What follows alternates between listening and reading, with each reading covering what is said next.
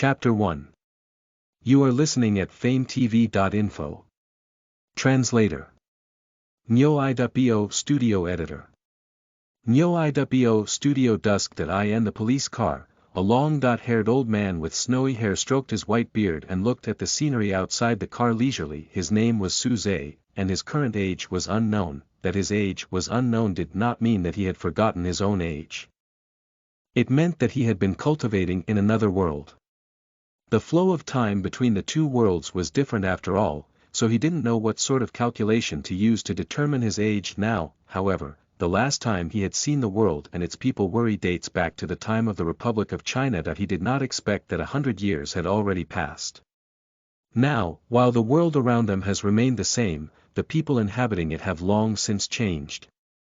Hello, old sir. Have you been living like this these past few years? The police officer asked with concern and incredulity. On a small island, Suze said. When I would get hungry, I would eat coconuts and catch some fish.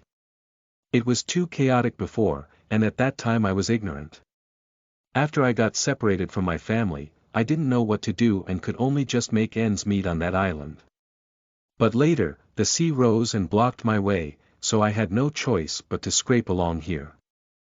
Suze casually made up a reason that he couldn't just say that he was a cultivator. I see. The water over here in Haijo does indeed rise from time to time. The police officer nodded, but in reality, Suze had come running over from a different world. If he did come, who in the entire world would be able to find traces of him? As for why he had come from a foreign world to this present one, it was because he had failed to pass the tribulation, stopping at the gold core stage. For cultivators, they walked against heaven. To fight against heaven and earth, one had to bear their wrath, and that was what it was to fail to transcend the tribulation.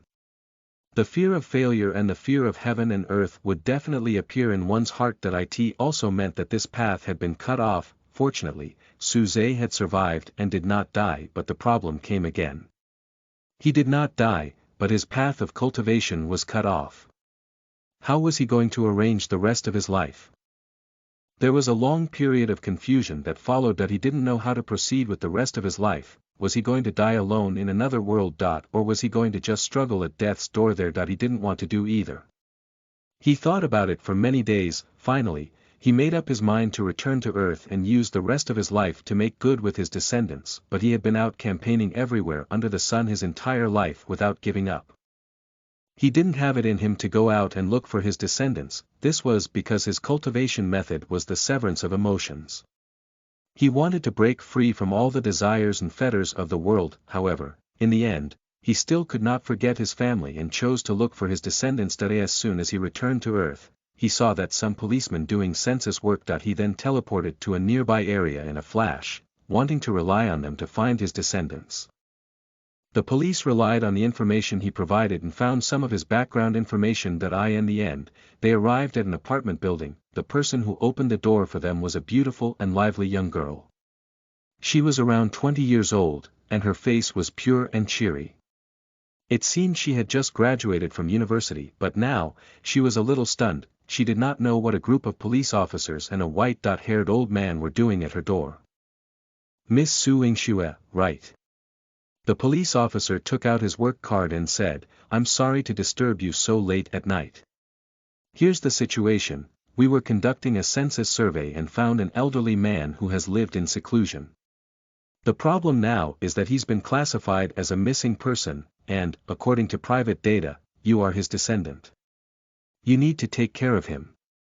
Suze looked at his descendant and saw her beautiful and innocent demeanor. He was very gratified in his heart. No, officer, let me have a look. Do you mean to say that this is my elder? Su Yingxue was full of disbelief. The kind of plot point from a TV drama had actually happened to her. Yes. The police officer spoke succinctly and nodded. Suze smiled amiably and said, speaking with regards to time, I'm your great-grandfather, or your grandfather's father. It's normal that you don't know me. Su Yingxue felt like her mind was a mess. If this white-haired old man said that he was her grandfather, that would have been passable. But from the very get-go to say that he was her great-grandfather. How could she believe that? No, how can you prove it? My grandfather died a long time ago, and I don't know where my parents went either. If he really is my great-grandfather, then we would be separated by 3 generations, our DNA ought to be pretty different. You can't just go around saying things. Su Yingxue wasn't stupid. If this were true, it would obviously be good. If it was fake however, then, as a young virgin girl, just thinking about what could happen was scary. Old sir, you speak for yourself. The police officer nodded, indicating that he understood. Seeing this, Su Zhe took a step forward and took out a black and white photo from his pocket. This is a family photo of me, my sons, and daughters. His name is Su Mu. His birthday is in March, 1934. My name is Su Zhe. Do you have the family tree of your grandfather and others? If you do, then things would be confirmed very quickly. My name should be on there. Su Yingxue was dumbfounded. Of course she had her family tree, but she had never read it carefully since she wasn't interested in the matters of her older generation at all. Moreover, she was not sure about her grandfather's birthday. The problem now was that this person did not remember his own bearings, but he knew his son's birthday. How could anyone be convinced? Although the name Su Mu he mentioned was correct, this could not confirm that he was her great-grandfather. Most importantly, if he said that his son was born in 1934, then that would make him at least 100 years old. 100-year-old that looked like he was in his 70s.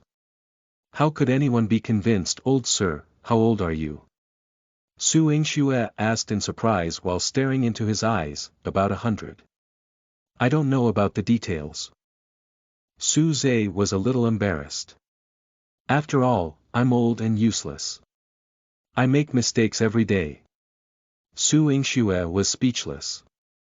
The person in front of her couldn't remember stuff about himself, but he remembered his son's birthday.